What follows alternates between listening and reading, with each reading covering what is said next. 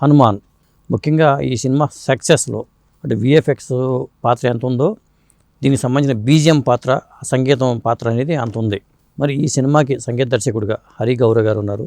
అంటే నాకు చాలా కన్ఫ్యూజన్ అయ్యాను ఈ సంగీత దర్శకుల విషయంలో. 3 పేర్లు కనిపిస్తున్నాయి, కానీ బీజిఎం అంతా అసలు దాదాపు నాకు అంటే ఆయన చెప్తారా మాటలు తెలుసుకుందాం, హరి గౌరవ్ గారు చెప్తారా విషయం అది. కానీ చాలామంది చెప్పిందంటే బీజిఎం వరకు హరి గౌరవ్ గారు చేశారండి అని చెప్పి నిన్న విఎఫ్ఎక్స్ ఆయన ఉదయకృష్ణ గారు చెప్పారు. కాబట్టి వాళ్ళ గెస్ట్ మన గెస్ట్ హరి గౌరవ్ గారు, ఆయనతో మాట్లాడి ఈ సినిమా గురించి మాట్లాడుకుందాం.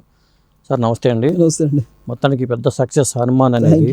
మీరు బీజిఎం గురించి చాలా పెద్ద వివరణ ఇచ్చుకుంటూ వచ్చారు. ఎప్పుడైనా సరే అంటే ఈ సక్సెస్ మీరు ఎలా ఎంజాయ్ చేస్తున్నారు ఫస్ట్ అసలు? నెక్స్ట్ వర్క్ మీద ఉందండి. టు బీ హానెస్ట్ ఒక 1 వీక్ దాకా చాలా గట్టిగా ఎంజాయ్ చేశాను. ఇప్పుడంతా నెక్స్ట్ వర్క్ మీద ఉంది మళ్ళీ మైండ్. అంటే ఈ సినిమాకి సంగీత దర్శకులు ఎవరు, బీజిఎం ఇంత పెద్ద ఇదైంది చూసేసరికి మనకి వికీపీడియా ఓపెన్ చేసినా 3 పేర్లు కనిపిస్తున్నాయి, సినిమా రివ్యూలు ఓపెన్ చేసినా 3 పేర్లు కనిపిస్తున్నాయి. ముగ్గురు ఎలా చేస్తారు అనేది నాకు ఒక సందేహం. సార్ అది ఏం లేదు, మీరు ఇదే మాట నేను ప్రశాంత్ సార్ కూడా మాట్లాడుకున్నాం. ఆన్లైన్లో పట్టించుకోకూడదు అనేది మేము అనుకున్నాం యాక్చువల్గా. ఎందుకంటే మీరు ఫిలింలో చూస్తే కనుక ప్రాపర్గా బ్యాక్గ్రౌండ్ స్కోర్ అని మనది గౌరవ్ హరిని మెన్షన్ చేసి ఉంటుంది. సాంగ్స్ వచ్చి 3 పేర్లు ఇస్తున్నారు. అది కొంచెం కన్ఫ్యూజన్ అయింది. ఎందుకంటే పైన చూసి కింద చూసి కొంతమంది మిస్ అయ్యి ఉండొచ్చు. ఇది నేను ఇప్పటికే చాలాసార్లు చెప్పాను చాలామంది అడిగిన వాళ్ళందరికీ. అనిదిద్దేం అనే ఆయన ఆవకాయ ఆంజనేయ అనే పాట ఉంది కదండి, అది ఆయన చేస్తున్నారు. సిస్టర్ సాడ్ సాంగ్ ఒకటి ఉంది, ఈరోజు ఫిల్మ్ అందరూ చూసారు మాట్లాడుకుంటున్నారు కాబట్టి చెప్తున్నా. అది వచ్చి కృష్ణ సౌరభ్ గారు చేశారు. ఇవి 2 మినహాయిస్తే మిగతాది నేను చేశాను. మిగతా పాటలు మిగతా బ్యాక్గ్రౌండ్ స్కోర్ అంతా చేశాను. మేజర్ వర్క్ అంతా దాదాపు మీదే. అంటే అది కూడా క్రెడిట్ ఇవ్వాల్సినవి, 2 కూడా తీసి పడేసేది లేదు సార్. మిగతాది 2 మినహాయిస్తే మిగతాదంతా మనం చేసాం సార్. అంటే సాధారణంగా సక్సెస్ వచ్చినప్పుడు ఎవరికాళ్ళే ఇది నా గొప్పే అంటారు. అంతా బాగుంది సార్. అదే ఎందుకంటే ప్రోడక్ట్ ఇలా వచ్చిందంటేనే భగవంతుని నిర్ణయం చెప్పాలంటే. హనుమంతుడే తన సినిమా తను చేయించుకున్నట్టుగా మనం భావించాలి. అంటే ఇంత పెద్ద సక్సెస్ అవుతుందని మీరు ఆ బీజిఎం చేసేటప్పుడు కానీ, ఆ సంగీతం సమకూర్చేటప్పుడు కానీ అనుకున్నారా? అనుకున్నానండి. షూర్ షార్ట్గా ఇది వర్కౌట్ అవుతుంది, ఇది బ్లాక్ బస్టర్ అవుతుందని ఫిక్స్ అయ్యే చేసినాను. ఓకే. ఎలా మీకు ఎప్పుడు వచ్చారు ప్రశాంత్ వర్మ గారికి, మీకు ఎలా కుదిరింది? కేకే సార్ పరిచయం చేశారు సార్ ప్రశాంత్ వర్మ గారిని. ఒక సాంగ్ కోసం వెళ్ళడం జరిగింది. మీరు ఫిలిం చూస్తున్నారు కాబట్టి పుల్లమ్మి పిల్ల అనే సాంగ్ ఉంది కదా, అది ఇవ్వడానికని వెళ్ళాను నేను. అది ఇచ్చేసిన తర్వాత అయిపోయింది అనుకున్నాను. అక్కడి నుంచి కట్ చేస్తే మిగతా అంతా కూడా ఇలాగ ఒకదాని తర్వాత ఒకటి ఆహా యాడ్లని, తర్వాత అధీరా అని ఒకటి అనౌన్స్ చేస్తున్నారు కదా ప్రశాంత్ సార్ ఇప్పుడు, దాని టీజర్కి నేనే చేశాను మ్యూజిక్. ఆ వర్క్స్ అన్ని నాకు నచ్చి మెల్లిమెల్లిగా ఇందులో కూడా మిగతా పాటలు చేయటం, థీమ్స్ లాగా చేయటం, తర్వాత బ్యాక్గ్రౌండ్స్ కూడా స్టార్ట్ చేయటం, అది మొత్తం ఈరోజు మీరు చూస్తున్న ఫిలిం. ఓకే. అంటే ఇలాంటి విఎఫ్ఎక్స్ ఉన్న సినిమాకి బ్యాక్గ్రౌండ్ చేయటం అనేది ఒక సవాల్ అని చెప్పుకోవాలి. ఎస్. దానికి ఆ స్పేస్ ఇవ్వాలి, మీరు ఎక్కడెక్కడ పెట్టాలి, ఎక్కడెక్కడ బీజిఎం రావాలి అనేది.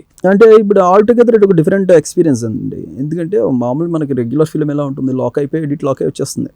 మనం దానికి వాయించి ఇచ్చేస్తాం 1.5 monthలో, మ్యాక్సిమం 2 months అనుకోండి పెద్ద ఫిలిమ్స్ అనుకుంటే. ఎస్పెషల్లీ విఎఫ్ఎక్స్ ఫిలిమ్స్కి వచ్చేటప్పటికి ఏమవుతుందంటే కనుక మాకు స్కెచెస్ వస్తాయి ముందు. ఆ స్కెచెస్ని పట్టుకుని మేము వాయించడం జరుగుతుంది. అది పట్టుకుని వెళ్ళి మళ్ళీ వాళ్ళు సీజీకి ఇస్తారు. ఇది మాకు జరిగిన ప్రాసెస్ చెప్తున్నా. సీజీలో వాళ్ళు పెట్టుకుని అది వర్క్ చేస్తారు. ఆ సీజీలో జరిగిన డ్యూరేషన్ ప్రకారం పట్టుకొచ్చి మళ్ళీ మాకు ఇస్తారు. దాంట్లో మళ్ళీ కొన్ని ఫ్రేమ్స్ లేకపోతే ఇంకొన్ని షార్ట్స్ ఎక్స్ట్రా యాడ్ అవుతాయి కనుక మళ్ళీ దానికి తగ్గట్టు మళ్ళీ నేను ముందు వెనకతల బీజిఎమ్స్ అడ్జస్ట్ చేసుకుని వాయించడం జరుగుతుంది. అదే థీమ్. సో ఇలాగా బ్యాక్ అండ్ ఫోర్త్ ఇలా జరుగుతూ ఉంటుంది అనమాట. సో నార్మల్గా చేసే ఫిలిం కంటే కూడా ఒక 10 times హార్డర్ ఉంటుందండి.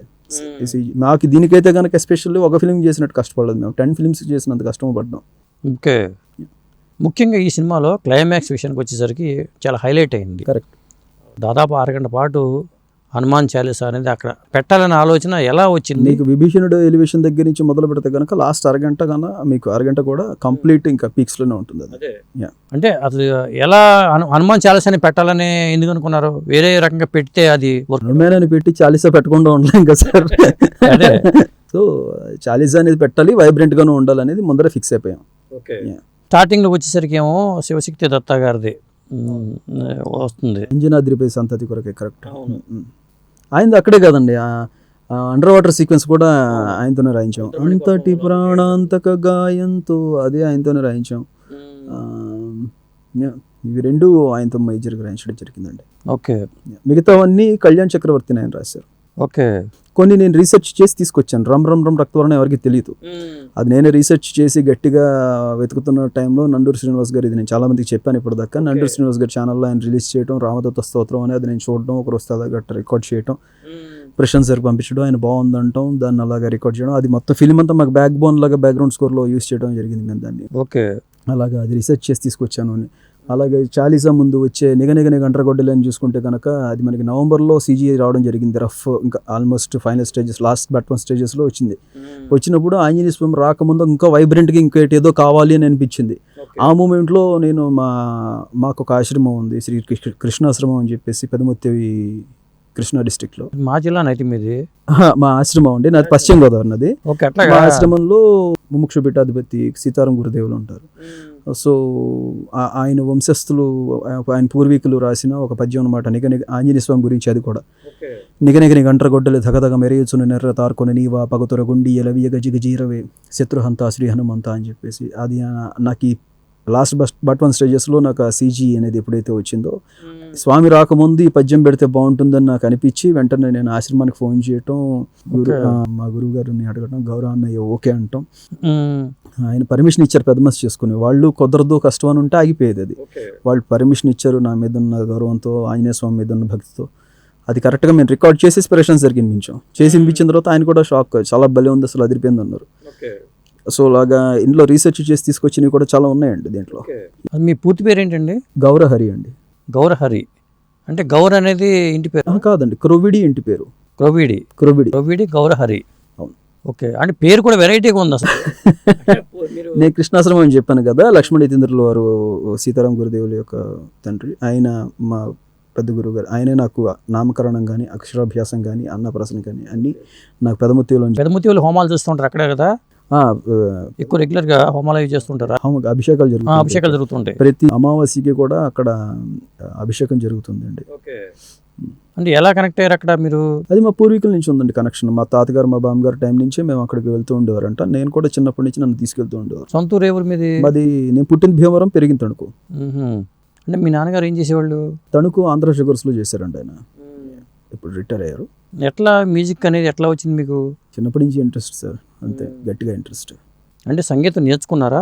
నేను వచ్చే ముందు ఫ్యూ క్లాసెస్ అండి. అంటే మరీ ఏం తెలియకుండా వచ్చేయకూడదు అని చెప్పేసి నేను భమిడి కమలాదేవి గారు అని మా ఊళ్ళో ఆవిడ దగ్గర కర్ణాటిక్ క్లాసెస్ కొంతకాలం వెళ్ళడం జరిగింది. అలాగే త్రిమూర్తులు గారు అని ఇళయరాజా సార్